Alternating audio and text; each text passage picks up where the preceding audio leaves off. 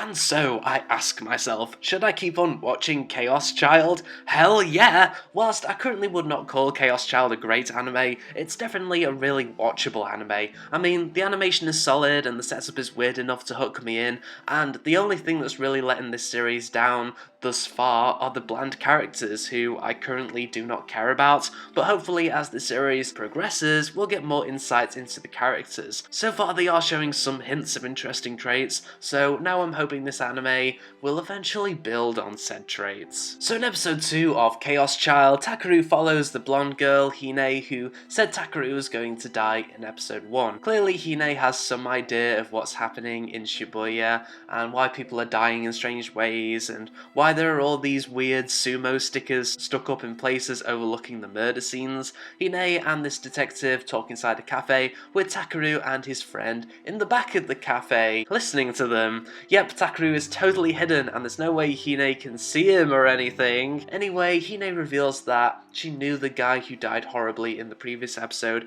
yet she has no memory of what's happened during the murder itself, even though she was seemingly in the same room as him when the murder happened.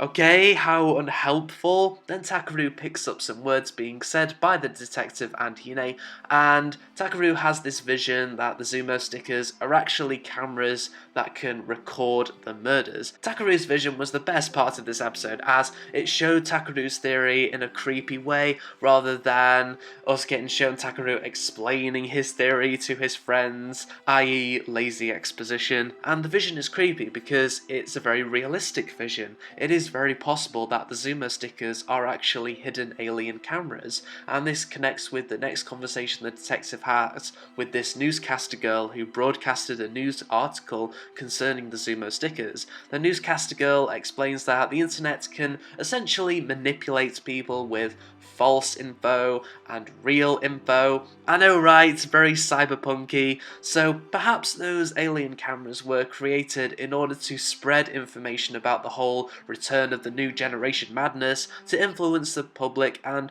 possibly create an army to make the madness return happen. And so this episode ends with the new story that Takeru created being copied by someone for some reason, and his story gets published before he gets a chance to publish it, and there's this seemingly pointless scene where Takeru's sister is nice to her cousins right before she is later on attacked in a dark street. Why characters go out in the dark alone when there are murders happening all around, I don't know. So yeah, this was a really watchable investigation episode that subtly revealed key points about the overall mystery of the series whilst still keeping us in the dark. The Zumo stickers may or may not be cameras. Hine knows more about the mystery to a degree, and the internet is possibly creating an army via manipulation.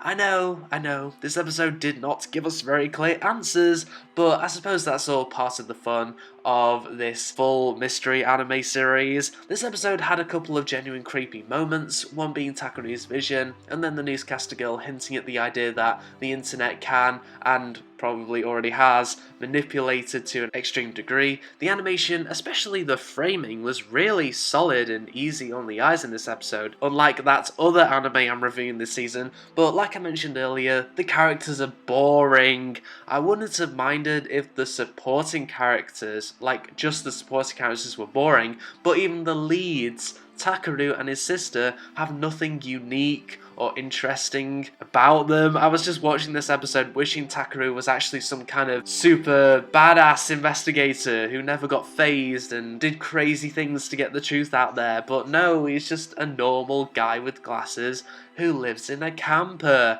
With glasses and a camper.